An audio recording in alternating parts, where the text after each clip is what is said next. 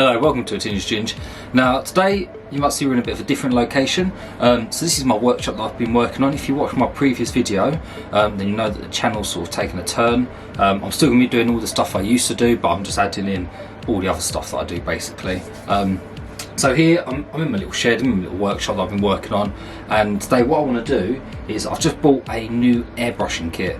I've never had an airbrushing kit before, I've never done airbrushing before, but it's going to come in handy for the sorts of things I'm doing, like sort of this. If you're into your pike fishing and predator fishing, you'll notice there's like a lure that you use for fishing.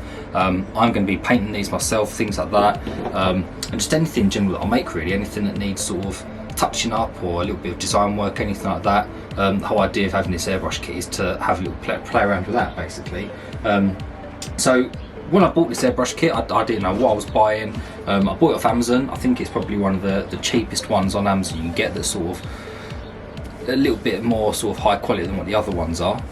And I put it together, not knowing anything about an airbrushing kit. I decided to sort of just chuck it straight on the bench, have a play with it. The instructions were no use whatsoever. They were in every single language except English, which is, yeah, it's always a pro side. But yeah, it's one of the things that I tried looking on YouTube for various like videos just to how to put it together, and I just couldn't find any videos. There's ones that are similar out there that people put together, but they don't actually mention the name of it. So when I was putting this together, I was worried about whether I was putting it together right. When I put it on, it went to a certain pressure and then just stopped. And then every time I'd use the airbrush, it wouldn't click on until it would come to a certain pressure again. And then just sort of working the airbrush in general, I didn't really know what I was doing. So what I want to do is I want to do a quick video of this. I've already unboxed it, I've already had a play with it, but I'll show you what I did to put it together, things like that. And yeah, hopefully it will sort of help people out in the future if someone wants to get into airbrushing. I can sort of cover the basics that I know, and I can sort of show you the stuff that I didn't know basically at the beginning. So that's what this video is going to be about. It's probably going to be pretty quick. I'm not going to be doing any airbrushing today. I'm going to save that for another video because I've never airbrushed before. I want to get this finished first, so I can't do anything until I get this finished basically. I probably will record that because it's going to be quite funny watching me airbrush for the first time. It's probably just going to be like a Picasso, just paint splashed everywhere.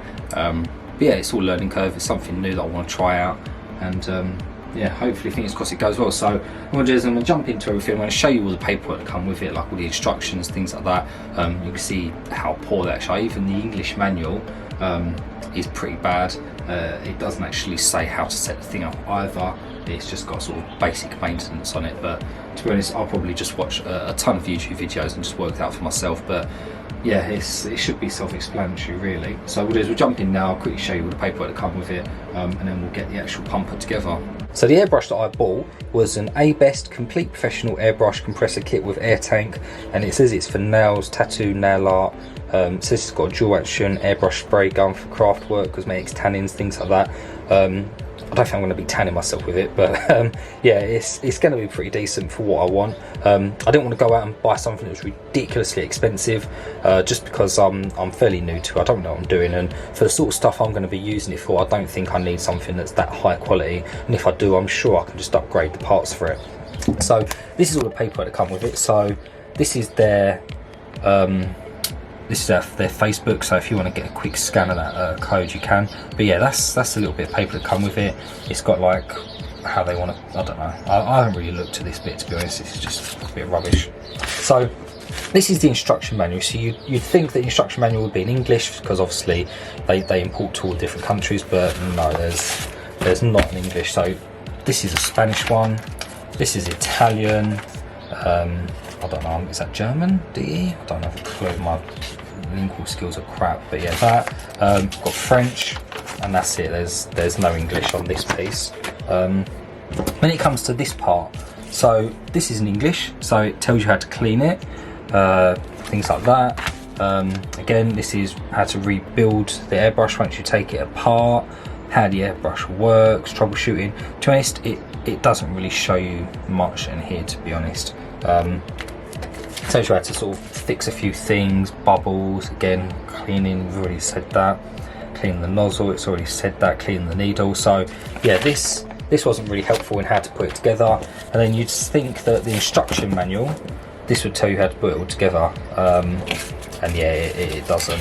It's a case of, it shows you sort of a couple of features. It does say installation on here, but it doesn't really say how to put it together, which is a bit naff. Kind of tells you how to operate it.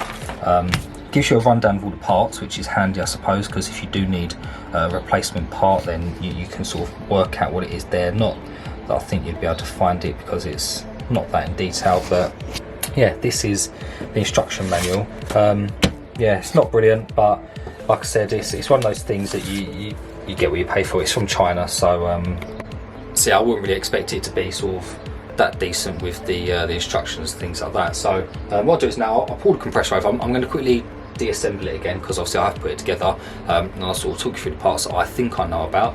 I might be wrong. If I am wrong, then I'm sure people will let me know, but I'll sort of take it through everything that I know and show you how I actually put it together. So this is the air part of it. So you can see it's got like a little pump here on the top. I think that's all the details of it there. Automatic stop system, which is brilliant. You don't want the actual tank blowing up. So yeah, this is the top part of the compressor. Got your on-off switch here. I will turn it on in a minute just so you can see how loud it is. On this side, you can see there's not a lot there. This little red cap here, I believe, is like a safety feature. So if you need to drain the air out of this main tank, then I think you either pull, yeah, I think you pull that, because that seems to move. You pull that up, and then that just releases all the excess pressure in this tank, so you can get that all out the way.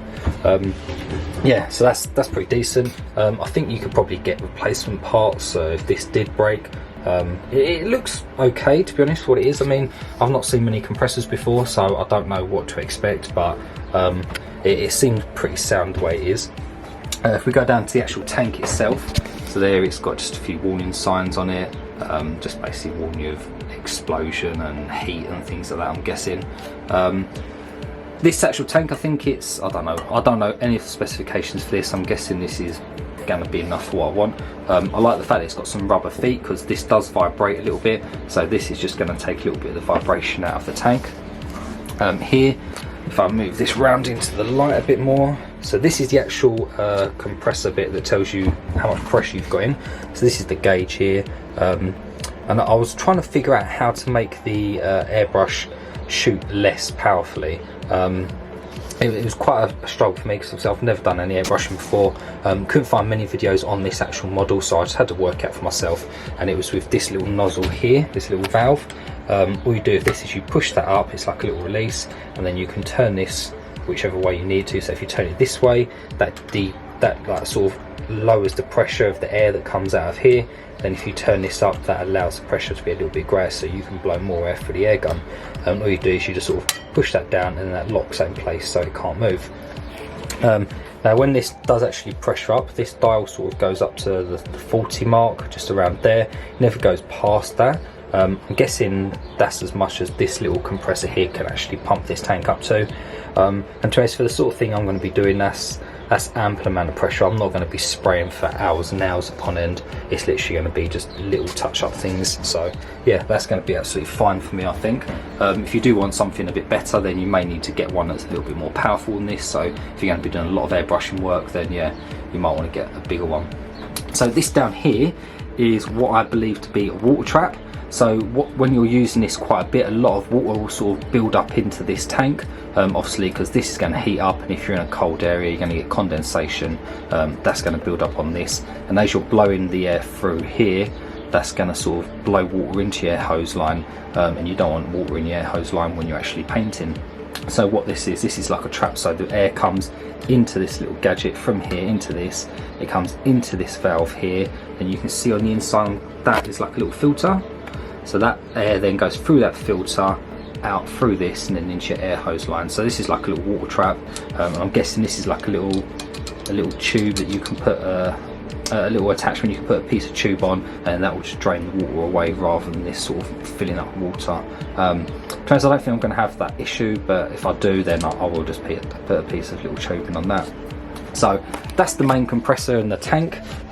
It's nice and small, as you can see. If that's my hand touching it, I don't want to say I have giant hands, but you know, it's a decent size for what I want.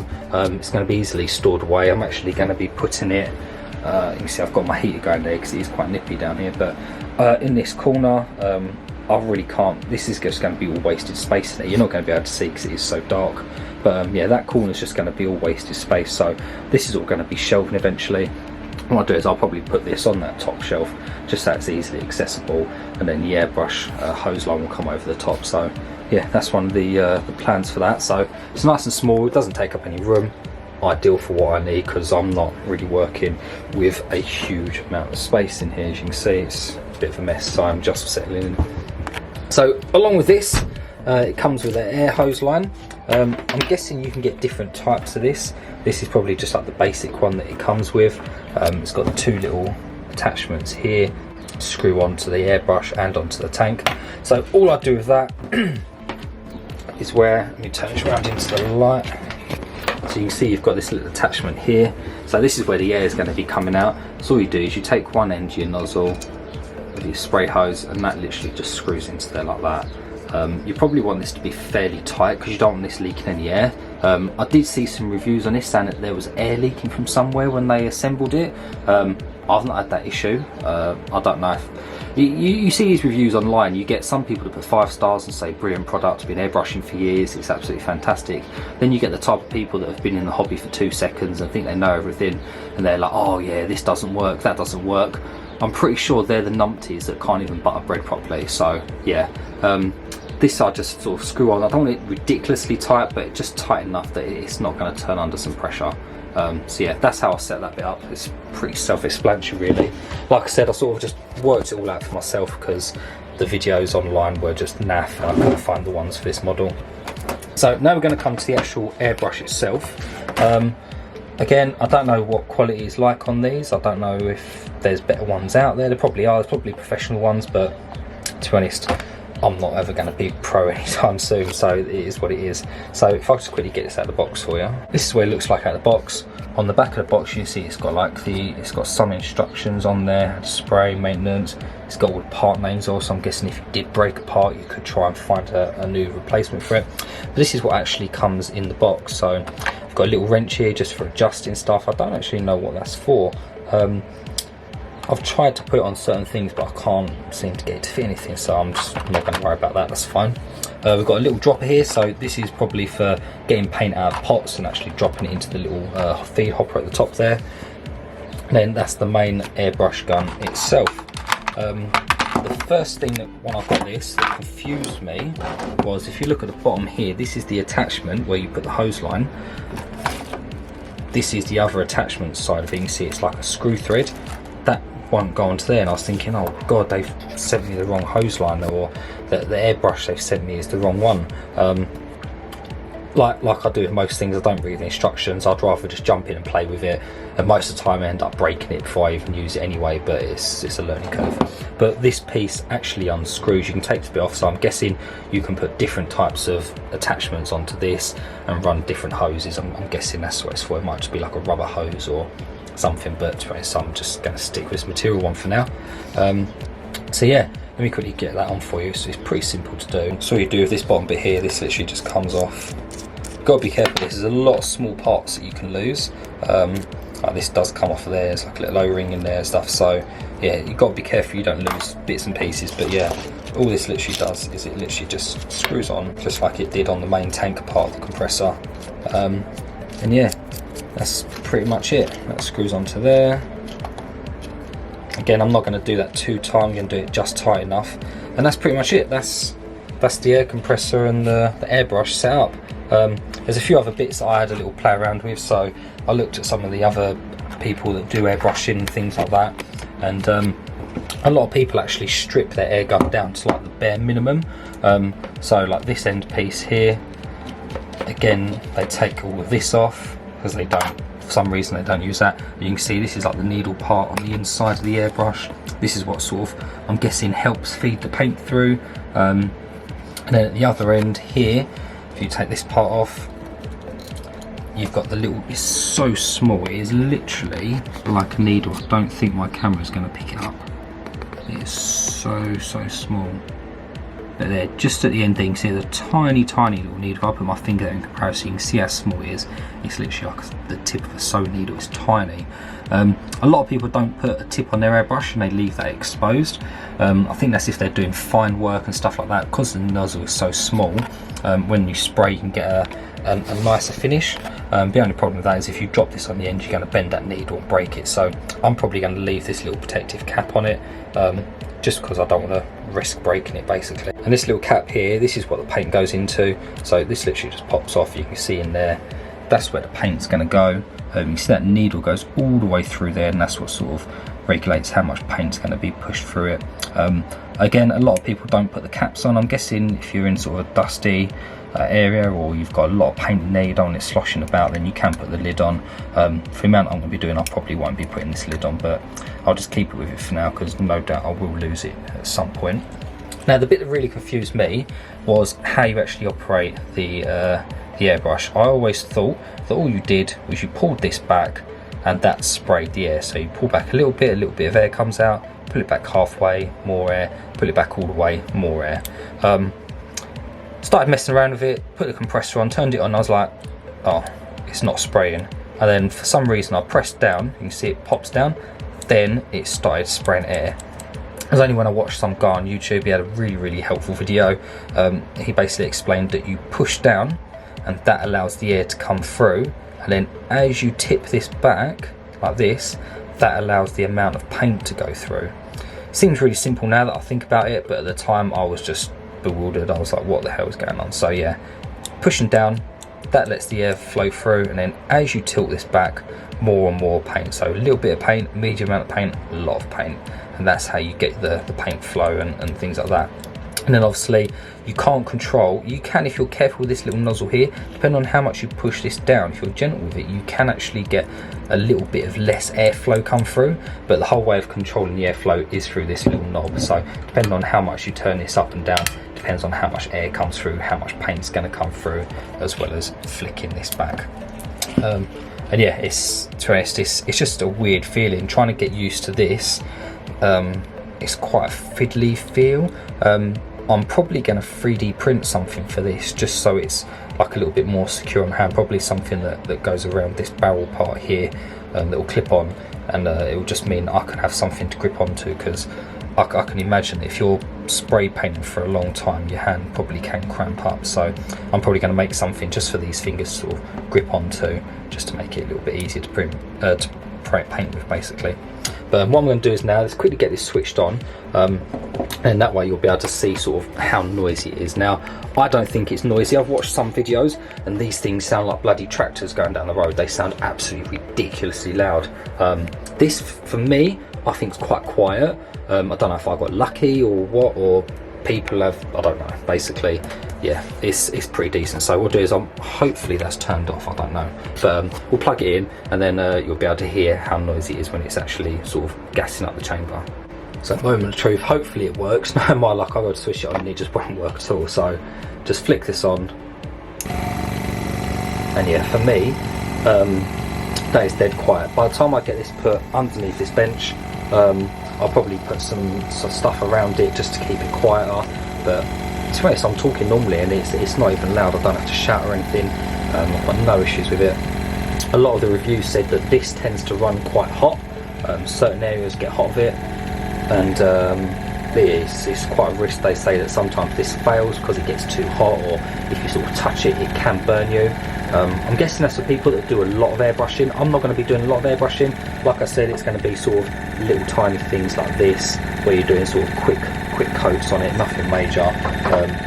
Maybe if I'm sort of painting something else to look nice decorative, I'm not going to be doing major hours and hours of spray work, so I'm not that bothered. So as you can see here, because I was messing around with this nozzle, the gauge didn't really move, because I've got it set so low, you can see sort of what pressure it goes at. So if I start turning this up, the needle, you'll see, will start moving upwards as well.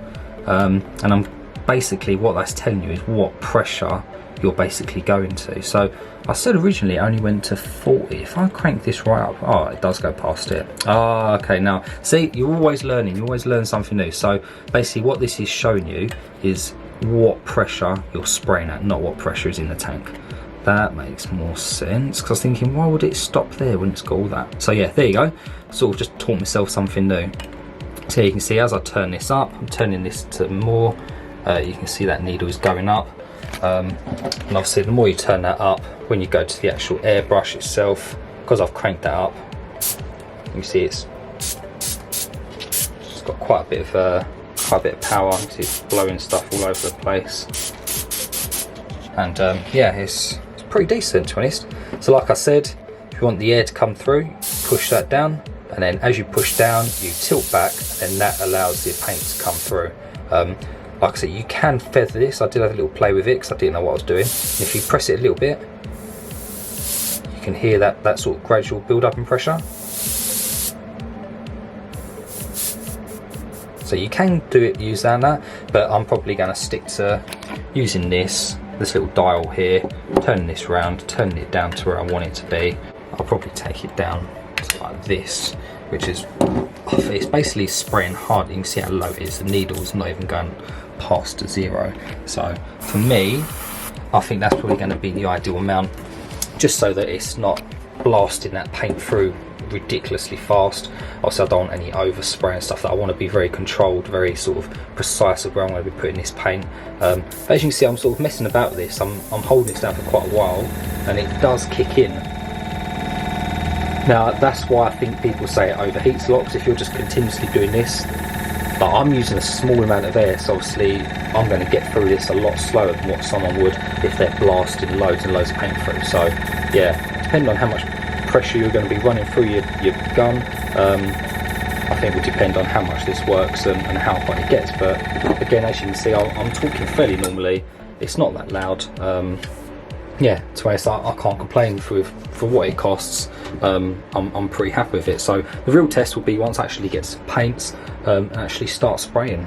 Okay, so that's going to be the end of this video. I don't really know what to call it really. I don't know if it's a how-to or an unboxing or what, but I just wanted to do a little rundown on this, just because when I tried finding videos on this specific airbrush kit, I just couldn't find anything. Literally, I could not find a single thing on there about this single one. Like I said, it's called Abest, some Chinese brand. But yeah, to be honest, for what it is, I think it's going to be absolutely ideal for me. I think the price wise of it, you can get ones that are a lot cheaper. You can get ones that don't have the air tank, but from what I understand, them ones is that the little air compressor continuously runs, so you've got that constant noise. You can buy this without the canister below it, so you have just the air tank on the compressor on the top. But again, that's going to be continuously running basically, because you're going to be using the brush all the time.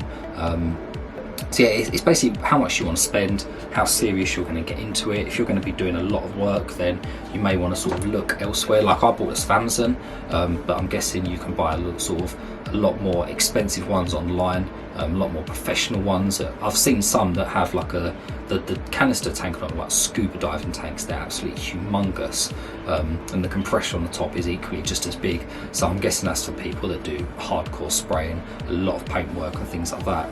Like I said, I'm never going to be doing anything like that. This is literally going to be for little arty-farty bits, nothing major. It's just going to come in handy basically. My other half did say she was going to use it for painting her nails. Definitely not. But yeah, it's a decent little bit of kit. Until I start spraying with it, I'm not going to know. But like I said, I'm going to do another video on this, actually spraying the paint. I'm probably going to be painting a fishing lure to begin with, just because that's what I'm currently working on at the minute. So yeah, hopefully that video will come out fairly soon. I've got a little bit more work to do on that, so probably in the next couple of days that video will come out. But yeah, I hope you like the new sort of style of filming. Again, it's different from what I normally film, but like I said in the previous video, this whole channel is about what I enjoy doing, my hobbies, my interests, things like that. And if I wanted to, I could literally punch out a video every single day of what I'm doing, because it's just non-stop. I don't stop it. I don't have time to sit there and watch telly and things like that until I get in bed basically. I'm normally out and about, sort of just doing everything that I want to do. So yeah, I hope you've enjoyed this video. Please comment down below what you think about it. If there's anything you want me to change, if there's anything you want me to show, if there's anything I've missed about this, then let me know and I can maybe follow up in another video. But yeah, this is a start of something new. sort of brings you into my world a little bit more, shows you a little bit more what I'm doing, a little bit more about my interests. It's going to give you new content as well. It might be something that you've never seen before, never tried before. Watch my video and you might think, oh, I actually really fancy that. So yeah, it's always worth a watch. Make sure you are subscribed, because one day a video might pop up that you might not ever see unless you're subscribed. So it's well worth subscribing and just watch the videos you want to watch. Basically, you don't have to watch everything. I'm not one of these people that I need the views, I need the likes, this, that and the other. I don't care about all that. Basically, if you want to do it, then do it. But yeah, hopefully you've enjoyed it, and we'll see you in the next video.